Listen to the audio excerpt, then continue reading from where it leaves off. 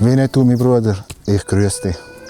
Der Winnetou grüßt seinen guten Freund Old Schmetterhand. Willkommen bei meinem spektakulären Lagerfeuerli. Winnetou,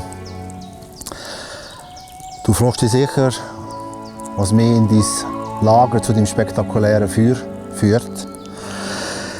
Zuerst haben sie meinen Bruder Winnetou gecancelt.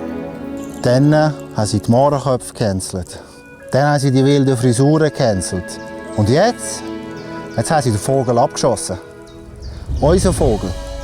Sie haben das Freedom Festival gecancelt. Und egal wo wir hingehen, die Türen sind verschlossen. Die Leute haben Angst.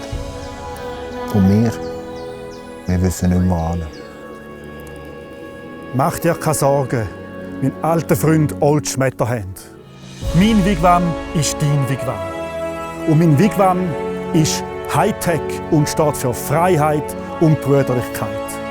Danke.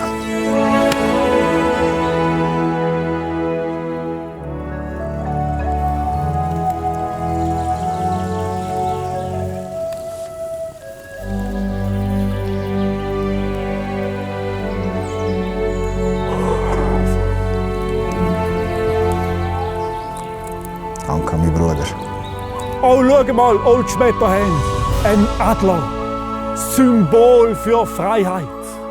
Sogar die Natur ist auf unserer Seite. Together. Together.